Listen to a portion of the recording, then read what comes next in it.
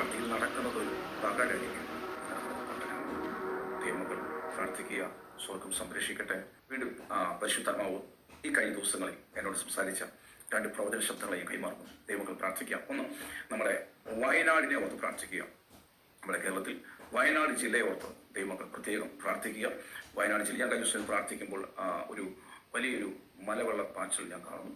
കർത്താവേ, എവിടെയാണ് സംഭവിക്കാൻ പോകുന്നത്? വലിയ ശക്തിയിൽ കുത്തി ഒലിക്കുന്ന ഒരു സംഭവം ഞാൻ കണ്ടു. ഉരുൾപൊട്ടലാണ് ഞാൻ കാണുന്നത്. ഞാൻ കർത്താവേ, ഇത് എവിടെയാണെന്ന് ഞാൻ ചോദിക്കുമ്പോൾ കർത്താവ് പറഞ്ഞു, വയനാട്ടിലാണ് ഉണ്ടാകാൻ പോകുന്നത്.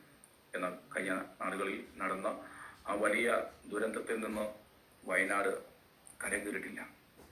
അതിൻ്റെ വേദനയിൽ നിൽക്കുന്ന ദേശമുണ്ട് വയനാട്ടിൽ. വീണ്ടും വയനാട്ടിൽ ഒരു ഉരുൾപൊട്ടൽ ഉണ്ടാകാൻ പോകുന്നു. ദൈവജനം പ്രാർത്ഥിക്കുക, അതിൻ്റെ തീവ്രത കുറയട്ടെ. അവിടുത്തെ ജനത്തെ കർത്താവ് സംരക്ഷിക്കട്ടെ. ജനത്തിന് അപകടം ഉണ്ടാകാതിരിക്കാൻ നമുക്ക് പ്രാർത്ഥിക്കാം. അതിൻ്റെ തീവ്രത കുറയാൻ നമുക്ക് പ്രാർത്ഥിക്കാം. നീക്കുപോക്ക് ദൈവം തരും തീർച്ചയായിട്ടും.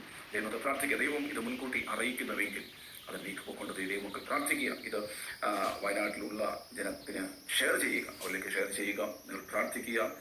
എന്നോട് ദൈവം പറയുന്നത് ഇങ്ങനെയാണ്, അതിനെ തിരിച്ചറിയാൻ, ഇല്ലെങ്കിൽ ആ സംഭവം ഉണ്ടാകുന്നത് ഏത് സ്പോട്ടിലാണെന്നുള്ള, ഇല്ലെങ്കിൽ ഏത് മലയിലാണെന്നുള്ള മനസ്സിലാക്കാൻ ആ ഉരുൾ പൊട്ടുന്ന ആ സ്പോട്ടിൽ, ഇല്ലെങ്കിൽ ആ പർട്ടിക്കുലർ ഏരിയയിൽ